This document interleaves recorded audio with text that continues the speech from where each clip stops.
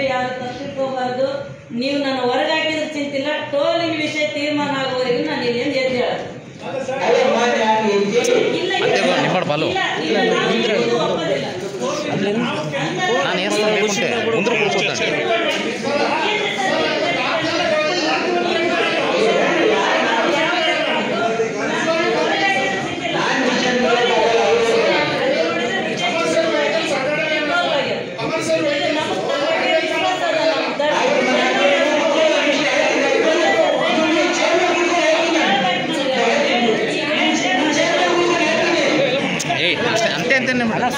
ಹೋಗ್ಬಿಡ್ರಿ ನೀವು ಮೊಬೈಲ್ ಯಾಕೆ ಬಂದು ಹೋಗ್ತಾರೆ ಹೇಳಿ.